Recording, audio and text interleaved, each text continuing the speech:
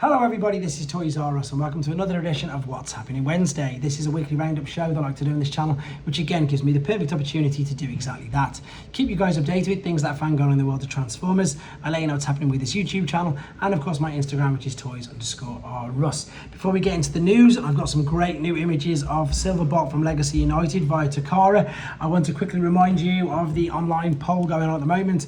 These two are very close for the next review. Obviously Snarl has won hands down. That video is ready to go for later on today, and of course these two. Let me know which ones of these you want to see next. I've got some more figures that have come through as well, so I'll put up another poll very soon for you. In the meantime, let's quickly then start off with this, to be honest. So what we've got here is we've got Funko Freddy. So I don't really know much about these. This is a New York Comic Con 2023 exclusive, and it's Funko Freddy Pop as Soundwave. So you can only get this from the Funko Freddy's Heavy Metal Halloween event at New York Comic Con 2023. You've got the chance to get the limited standard Soundwave regular version, 4,000 pieces, or the metallic version limited to 500 pieces. So if you're there, or if this is exactly what you want, then you need to get somebody or find somebody who's going to that particular event. Right, Super 7 Transformers Super Cyborg Clear Red Optimus Prime has been revealed.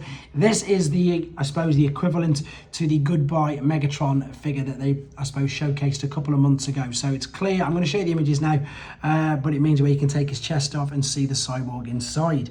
This is available at the Super 7 booth at the New York Comic Con, and it is $85. So there is the figure. These are very basic action figures.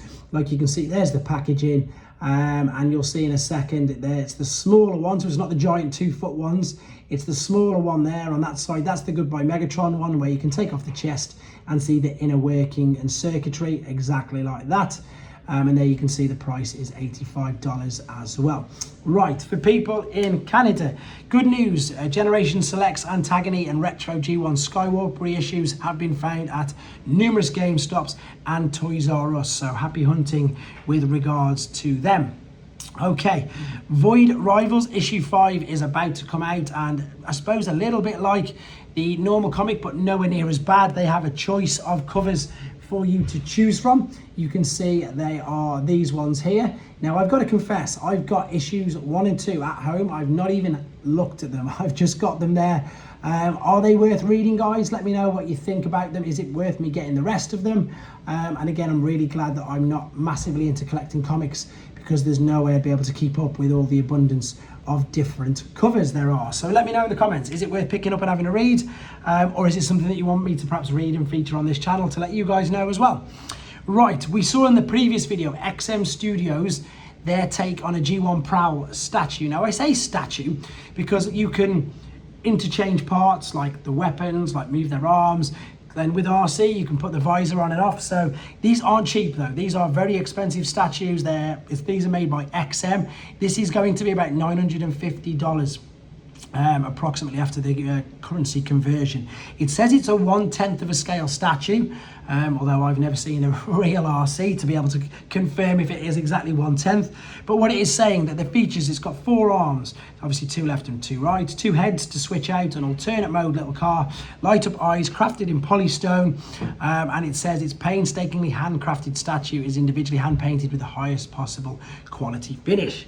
So this isn't as big as Prow. Like I said, it's going to weigh 9 kilos. That is still a huge, just under, or maybe just about 20 pound in weight, 50 centimeters high, 30 centimeters depth, and 52 centimeters on the base.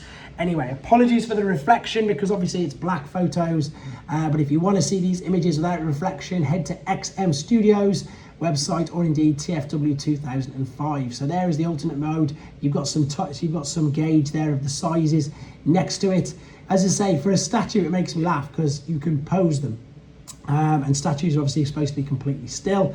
However, it makes them very, very interesting. And indeed, I suppose exactly that. I do say this a lot, and I do mean it. If I had a big enough house and the money, it would probably be something I would look into collecting as well, because they're so lifelike and they just look amazing. They really do. So, and I've spoke to a couple of people, funnily enough, now who do collect these, and they do really like them. So, and again, they wouldn't make them if there wasn't a market for them. Look at the detail there on the base. The base is stunning. That's from the base.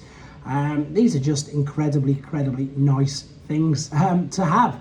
Right, this is, excuse me, international sightings, but it is quite a lot, and rather than me read it all out, this applies to people in Ireland, Japan and Singapore. So if you are living in one of them countries, I would suggest you pause this now and then you can have a quick read of that to find out what figures have been spotted in your area. Right, once again, Newage with another deco of their Freya, which is their take on a legend scale swoop. This is the comic version of this figure, which I think looks great. I've got the comic book version of David. I pretty much use him in all my videos just for comparisons, etc. I don't know what it is about the comic deco. I think it just looks very, very cool.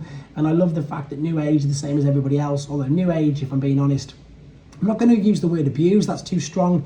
Let's say make the most of. They definitely make the most of all of their molds because they used, I mean, they do so many colour decos off the top of my head. I think they do about 8, but off the top of my head, you've got G1, G2, comic book, cartoon, G1 toy, shattered glass, transparent, and whatever else. It's just great. They really, and there must be a market because they keep obviously releasing them.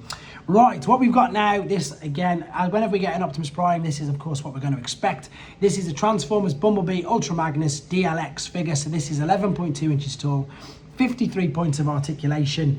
My only issue with this is at no point was this particular figure or character in the movie or even in the concepts. I don't believe it was. However, as a figure, it is amazing. They didn't need to put Bumblebee movie there. If they'd have just put Ultra Magnus, you know, movie bot or whatever. Look at the detail on this. So I've had the fortune to review the Rodimus from the same toy company, and they are spectacular. I mean, there's 53 points of articulation in this, so the dynamic posing ability is incredible. There's, you know, he's got 4 sets of hands, so we've got open palms, closed palms, different weapons he can hold. I mean, look at the way they can bend and move all the joints. So for what they are, they're amazing. My only little issue is the fact that they've gone with the fact that this is Ultra Magnus from the Bumblebee movie, which of course he wasn't. But as I said, as far as regards to a figure, fantastic, looks really good, and I know people who collect the threezero MDLX range, so I'm sure they'll be very pleased with this as well. Right.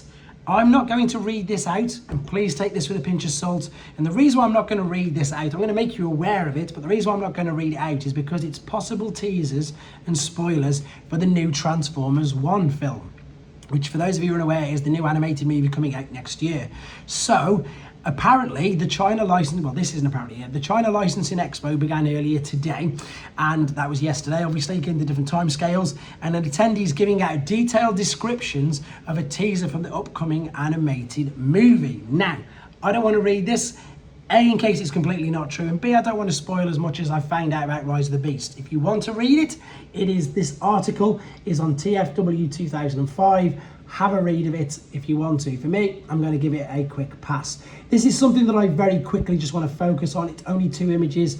I Am On Fire, the photographer, does some amazing photos, and they've got the Legacy Insecticons there. So if you want to see pictures of all 3 of the Legacy Insecticons posed amazingly with beautiful backgrounds, head to T-Formers now to have a look at them. Right, very quick perusal on the third party before we get to the Takara. Iron Factory's got, of course, the Samurai Sideswipe figure we've seen. Dr. Wu's got different images, including cel-shaded, someone cel-shaded there, Sandstorm. I'll be reviewing him very soon. This is Magic Square's oversized, deformed Optimus Prime, oversized baby one. So this is I suppose the Optimus Prime equivalent to, you know, the Blueberry Girl that was released by Magic Square not so long ago. It is fully transformable. It is like chibi style. It is completely oversized head, completely all over the place, but it does transform. The doors do open on the cab, and I suppose it looks okay, to be honest. Right then, this is probably what you've been waiting for. Transformers Legacy United Voyager Silverbolt official in-hand images. So the tweet from Takara Tomy official website says that it's 16 centimeters tall in robot mode.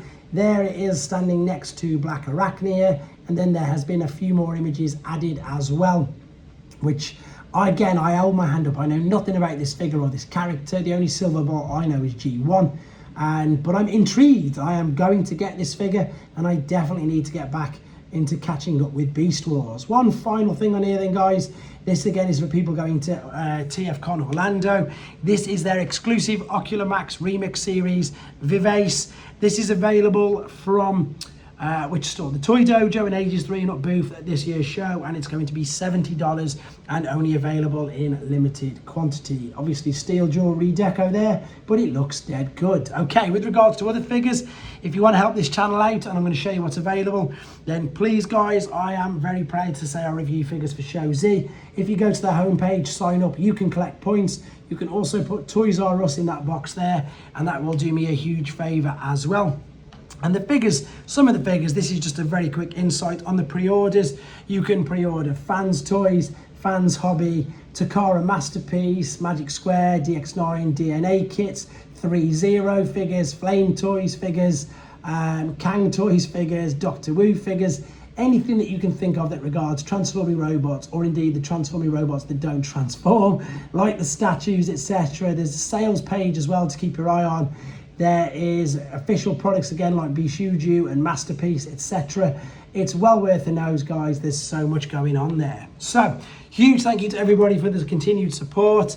I've got so many reviews trying to keep up with things, as well as I'm going to be putting in just a few bonus sort of mini 3-4 minutes reviews of like basic kids. I say kids, that's what they're targeted at, like Earth, Spark and Rise of the Beast figures in the run up till Christmas. So they'll be getting extra reviews on this channel, as well as the other stuff that I'm slowly trying to catch up with the pre-orders that have all of a sudden came in. Once again, guys, thanks for the support. Take care.